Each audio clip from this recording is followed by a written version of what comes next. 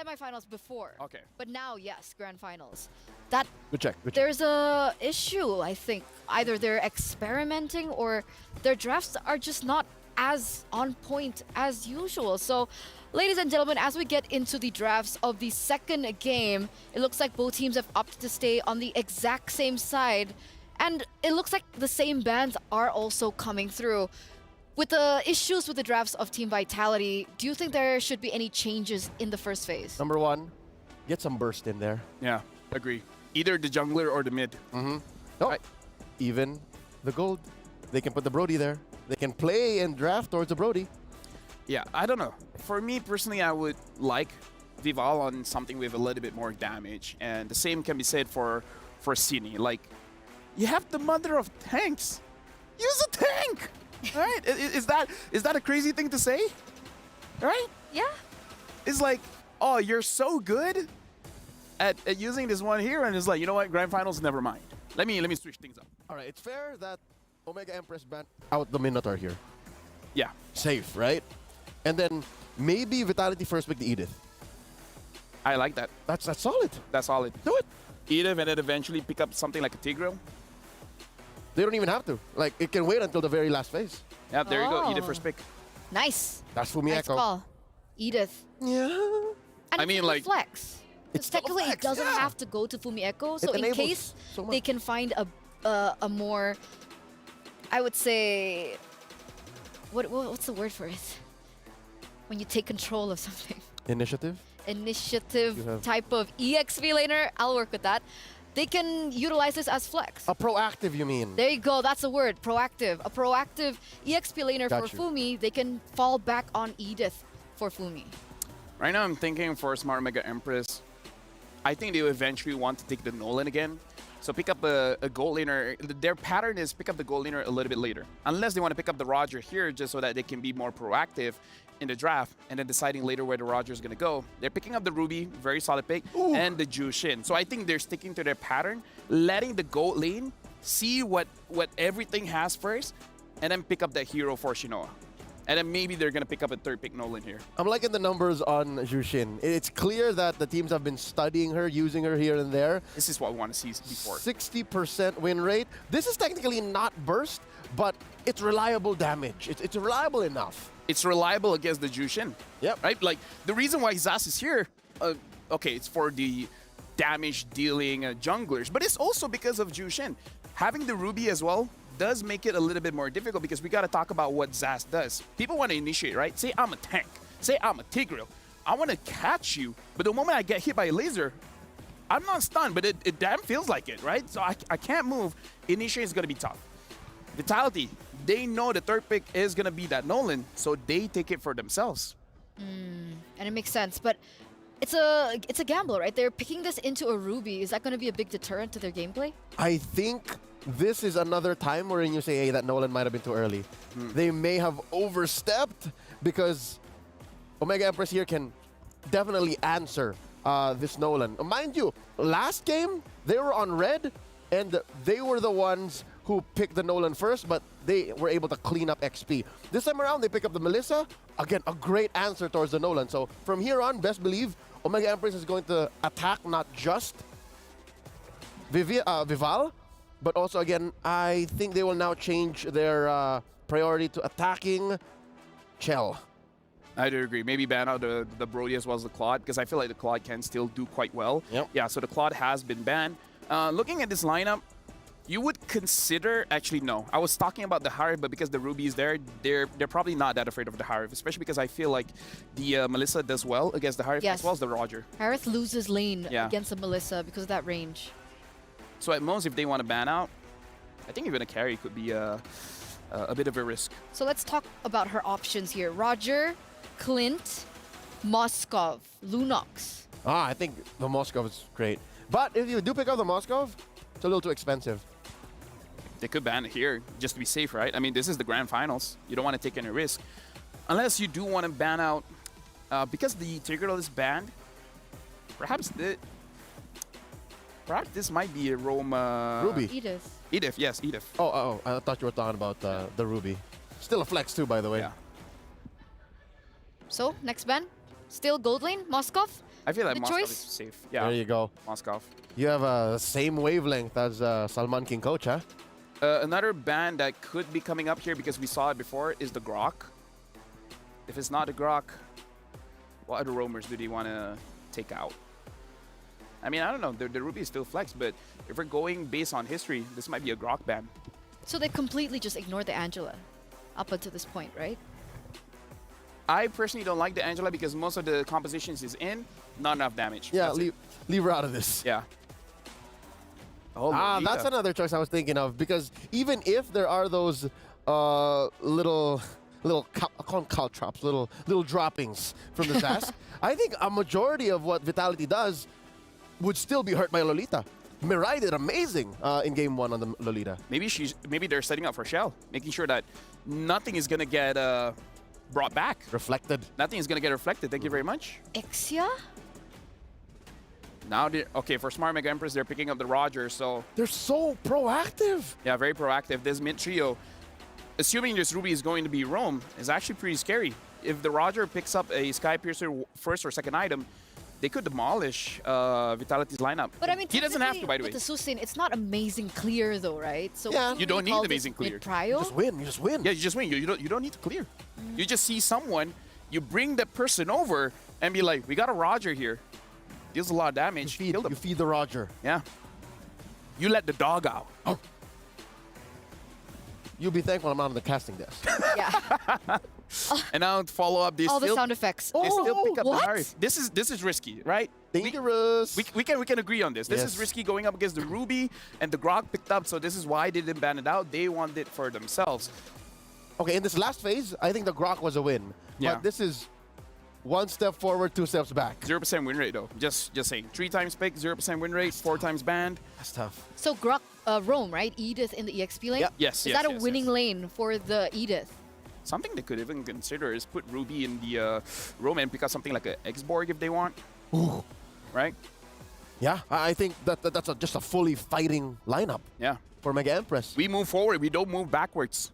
And it would definitely be a problem for the setups, for everything that Team Vitality has. This is risky. I wonder why they went Harith. Are they purposely putting Shell on a weak side gold lane? Maybe for them, there's no other options. Claude and Moskov are banned. Oh, they pick up the Barat, so nothing too crazy. At least one very tanky player able to sustain the initial damage, bait something out, and then go back in. If anything, I don't even think it's for the tankiness. It's for the all-in. That's the catch? as good as a -1. It's like a Kaja at home. It's Yeah. very not Ayanami. This Exactly. is signature not Ayanami from back in the day. So there it Need to is. change her name. Ladies and gentlemen, I mean, she kind of did, right? Her name was Ayanami before, Like- and then became not Ayanami. Here and there. Yeah, technically. But I like it. I like the draft. Yeah. I like the draft for Smart Mega. It's a momentum. Okay. Game number 2, ladies and gentlemen, as we throw it over to the casters, it's your time to shine. And shine we will. Thank you so much, experts, breaking it down. And yeah, maybe after this, it's going to be time for not Ayanami to change back to, I don't know, Ayanami? Yeah, because when she said it's very not Ayanami, I'm like, wait, so is it not Ayanami or is it not Ayanami? I think a lot of people are wondering that, but let's go ahead, jump into the game here. It's game number 2. Smart Omega Empress already getting game 1 in a very fast fashion, just like they did in the previous series. So we'll see if this lineup from Team Vitality is going to be enough to kind of stop that from happening, even out the series from here. Again, too, Jushin going to the hands of Amore. We'll see if this Zask, which has been the staple kind of pickup against the Jushin pick, is going to be working out. Now, you know, and part of that is, what do we call them? The little Johnnies? What do we Little call them? Johnnies. Little Johnnies. The little Johnnies, those little aliens, are part of what makes it work. And then also just the Descent is actually such a strong ability. She is going to get dragged back a little bit here, and that's what you have to deal with. But I'm wondering, oh, again, okay. And see, that's what's so annoying when you're dealing against Jushin. Something like that, and then you have to burn the Flicker already early on. Absolutely. Also burning the regen, by the way. So Cindy popped in the Flicker and then the regen, and because she kind of greeted out on the Flicker, she lost the regen too. Like it pounced, falling over the turret, and then pull back as well. Amore this time, picking up first blood on the Sin.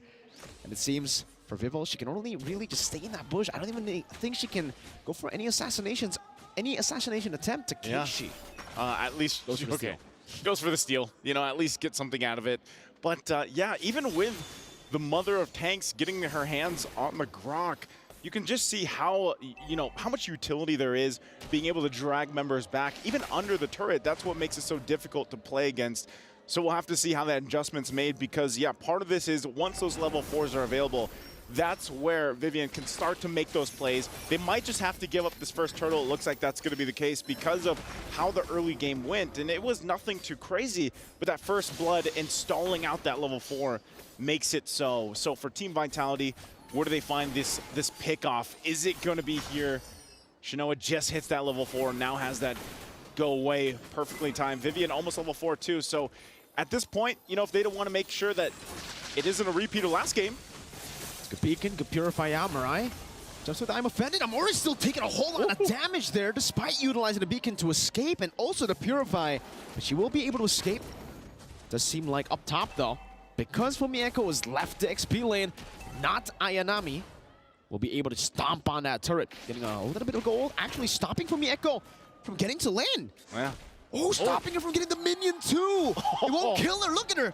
Not Ayanami is just denying the farm away from Fumieko. And you know, it's little things like that that just actually play a big part in the bigger picture of a game. And so great play there once again. And this Barrett's pick, even like I was saying in the previous series, you know, it's not a hero you see picked up too often anymore, but it still provides a ton of value, especially with the lineup that they have. You're going for just, yeah, grab them. You know, at this point, you have a Barrett, you have the Daytona's welcome. You're looking for Murray to pull in with the I'm offended. And so you have so many options, and I feel like that's the thing. That's going to be the troublesome part for Shell, especially once she pops the Zaman Force. You also have to worry about getting grabbed. You know, at this point. Oh, hold on. Wall charge this time, no purifying. You can see the instant damage come through from Cine, and then the fracture too from Vival. The Dominator's Ascent as well. Just doing as much damage as possible towards that turret. Some extra gold to work with, but I guess you got to watch out for that too. You got to watch out for Vivian. There's a pull though. Go pull back. Chell jumping forward as well. Vival going to be caught. She's still able to find that kill now. Chell pops into the Bond Force down in midst of it all. Going to be caught and stunned by the Donor Wolf King. Not able to escape. Keishi gets her down under the turret. Perfect timing for the second turtle to spawn. Smart Omega Empress in full control. Vivian going towards the bottom lane, trying to deny Shinoa from taking the turret goal, but not Ayanami is here. Mirai is here. Amore too. They're just going to leave Keishi to pick up the turtle without the retribution. Easy peasy. Talk about timing, you know? You get a couple kills, and not to mention it's a double for Keshi, so she already builds up that momentum, builds up that lead, and then she gets the second turtle. And this is what we've seen them do time and time again. They get a couple victories, and then they push the pedal to the metal. That's what they're doing here. That's the wild charge coming down already. Mirai going to be stunned up. Brings time offended, but it's only the Dominator's Ascent. And Sydney wasn't even in there. But still, Smart Omega Empress, they're still going to be able to actually utilize this to jump inside into the purple buff, sealing it away. It seems Vival is very proactive already, or very reactive rather, rotating and mirroring that movement. Okay, right now they're going to go ahead and mirror up here to the top. And really at this point, it's like up to Shell. She's got to go ahead and get in a good position. Conceal going to be used though. I think they're just going to force her off the turret. They want to get the space advantage. I'm not sure if they're going to be able to get any more unless they force it with an ultimate. They're going to go ahead and get that turret down. The tier 1 falls. And I think they're happy with that. You know, at this point, Smart Omega Empress making the macro play like we saw them do previously. And so where does Team Vitality do this? How do they stop this from continuing to build up here, Mirko? I mean, it's going to be really tough, considering technically for Smart Omega Empress, they're fine if they actually scale up too, right? The Melissa is going to be an absolute monster in the later stage of the game, and the fact that she is already 1,300 gold ahead shows you exactly why the Harith pick, in my opinion, wasn't really too good. You weren't feeling it. I hate the Harith against the Melissa because I'm a Melissa player, and I know for a fact that I've never lost a single laning phase to a Harith. Even 2v1, it's so hard unless the Harith goes Vengeance. That's for like a laning phase only type of deal. And in team fights, obviously the Purify will help you a bit more. But the fact that we saw the Purify and the Harith, I was like, all right, laning phase, Chell's basically not going to be laning. She's just there to soak in gold and wait for a power spike. And maybe that was the plan, you know? Maybe the plan was, let's just get to the team fighting portion of the game. You know, mid to late game transition, let Shell get to where she needs. Whoa. Dominator's Ascent. To a wild charge, but it's only onto the tank right now. They've all gone in, and now they're airborne. brought back Keishi. Right there, Shinoa pops in the Inspire, Lycan pounce to pick up a double kill. Team Vitality are crumbling under the pressure. Smart Omega Empress. They're thriving now. Viva walking forward, jumps in onto Mirai, able to find the kill with the fracture. Chell. Zaman forced in onto not Ayanami. He's forced the flicker out back to the mid lane, but again, they trade these kills. It's only onto the roamer to get a turtle. It's so good every single time. They might trade a death here, but they get something else, and that's a turret too. And again, you have to respect the damage coming out from all the members of Smart Omega Empress. And they continue to put the pressure even on the purple buff here as they go and take it away from Team Vitality. And they're finding themselves in this position where they don't have anything here. They don't have any turrets. They don't have any objectives. How can they even approach the next big objective? They've got a minute and a half to figure it out, to get in a position to actually be able to do that. And you know, this time around, the experts talked about it, man. Give a tank to the mother of tanks and let her be able to initiate. And she's been trying, honestly. The wild charges are there, but unfortunately, the damage just is not there. It's not able, they're not able to follow up against what Smart Omega Empress has with their lineup. And it might just take time. You know, we saw a preview of it with this Nolan pick that could scale up well, like we already talked about with the Harith too. You need time to build up. She only had the Starlium Scythe, I believe. And for Cine even, you know, you can pump out damage. But look at this. You only have a glowing wand right now in the arcane boots. So a lot of time here. Conceal going to be used. Nope. They're not going to connect. On that, I'm offended, but they want the turret here. That was great, though. The fact that even though it didn't connect, they still baited out the Purify. So Chell kind of panicked in that situation, too. Goes to show you the level of composure that Smart Omega Empress have at this point compared to Vitality, who, at this point, it does feel like, you know, they are panicking a bit. Yeah. Popping those Purifies, going in for these desperate engages, and all that just for Smart Omega Empress to be leading by 4,000 gold. Vivalda staying very active around the map, but not going to be chased down. That's a Lycan pound. Wow. Vival, no purple buff, no energy. That's a Skolo kill down below. Keishi assassinates the assassin. And that's tough. Even with the Retribution, there's nowhere you can run. There's nowhere you can hide. And that's not going to happen there. And Murray goes in once again. And this might just be, once again, another objective in the hands of Smart Omega Empress. They're trying to trade it at least for a turret up top. They get their second turret of the game here for Team Vitality, but they're going to have to get ready for a defense. And you already know, if anything to be said about the last 4 games that Smart Omega Empress has played, they will force that fight into the base. They will use everything that they have to start a fight under the turrets once that Lord gets marching in, as they take everything from Team Vitality. And now, once again, the tier 2 turrets. Here's a conceal play. Gonna go in, good wild charge over into the onward, and the Earth Shatter punishing Shinoa, who's so far up front. Dominator's Ascent still in the midst of it all. Amore gonna be melted down, but still is able to get out with the Purify. 2 members taken down, the Lord still up to use for Smart Omega Empress. Great choice. As I was just saying, you know, they're gonna take everything from Team Vitality. Vivian says, no, not anymore. Goes in with the wild charge, and that's exactly why she needs heroes like this Grok to be able to make that decision, pop the conceal, make a big play, and that might have been enough to go ahead and negate this whole push with the Lord for now. Still at a gold deficit though, a couple thousand gold, but that's been enough to go ahead and clear the waves out that they needed to. I'm not sure if Smart Omega Empress still wants to go for more here. Good onward by Fumi Echo. She's going to be picked up, though. Has the Primal Wrath, the airborne into the knockup as well now. Flickering back, Vivian still there. Mirai able to find Aimo into the go-away. Shinoa dealing some damage as the Dominator's Descent is forced to be used defensively. Keishi walks forward. The light can pounce over to it. Viva on the bottom lane. Cine. Oh, no. Caught in the muddles. Chell going to be taking a whole lot of damage. Mirai taking a lot of turret shots, but will still be able to survive. Holy Defense pop in, and Smart Omega Empress won't be able to crack the base turret open. But in the bottom lane, it does seem like, at least for Team Vitality, there is a trade. They get a tier 2. I think at this point, that's all you can do. Team Vitality knew that they still had to deal with the Lord. They don't lose the base turret. That was actually good for them, granted how far behind they were. And this gets them a couple more defensive items that they need, especially for Vivian. You can see now Divine Glaive locked in for Cine, so now that damage is going to be quite a bit. And even the Malefic Roar plus the Blade and Hunter Strike there for Vival. So she has been making moves across the map and at least gets those 3 turrets. So this gives them a little space to work around with. but they still have to be careful and cautious of the gap. We're still talking 5,000 gold here for Smart Omega Empress. They have a lot to work with. Chell also picks up the Divine Glaive. So this might be that moment that I was talking about. You know, mid to late game transition, you're now here in this portion of the game. You should be able to utilize this Harith. Yeah, you lost the lane. The matchup wasn't good for you. You kind of had a stalemate. You wanted to soak up as much gold and XP. A couple more defensive items that they need, especially for Vivian. You can see now Divine Glaive locked in for Cine, so now that damage is going to be quite a bit. And even the Malefic Roar plus the Blade and Hunter Strike there for Vivil. So she has been making moves across the map and at least gets those 3 turrets. So this gives them a little space to work around with, but they still have to be careful and cautious of the gap. We're still talking 5,000 gold here for Smart Omega Empress. They have a lot to work with. Chell also picks up the Divine Glaive. So this might be that moment that I was talking about. You know, mid to late game transition, you're now here in this portion of the game. You should be able to utilize this Harith. Yeah, you lost the lane.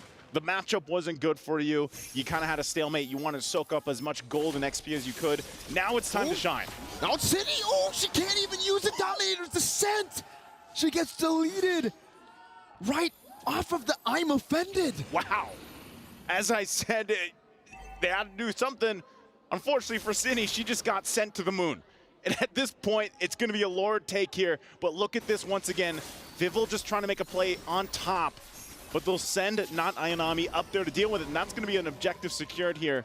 So no tier 2 on the top side. The plan has been spotted out. But look at the rotation. I don't think they're going to catch her in time here. She should be able to get back just in time. They're not going to find the right bush. So it's up to them. Defense time for Team Vitality. Oh, and it's going to be quite tough in my opinion, right? Because, sure, they should have okay clear with City. But the fact that she's so far behind compared to Amore, 2 levels behind, and it's a Harith. I'm not too sure about that clear speed, right? You have to use your Zaman Force. So even if you clear out the Lord, that's a massive resource that you would rather have in these skirmishes compared to just defending the Lord. And look at how Smart Omega Empress are already tackling the siege, right? They're just slow pushing the top side. They're waiting for it to build up so they can get as much value as possible. At this point, Lord still top side. It's going to go in and take that turret down. Some of these shields obviously down 2 already of the base turrets for Team Vitality. They got to watch and avoid that lantern too. They could get dragged through the wall and then forced to fight. Murray also looking for an I'm Offended here. Lord going to charge in, get the top turret. Now the mid going to be, here's the conceal though. Noah finds the goal, able to escape Noah!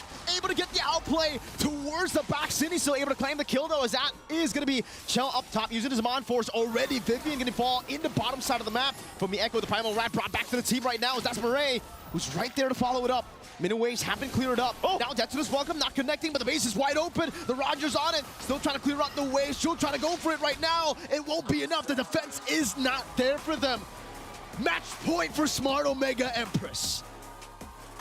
A try there, a try with the conceal, but not enough. Try as they might. Team Vitality is gonna face match point and their dynasty at risk here. Smart Omega Empress.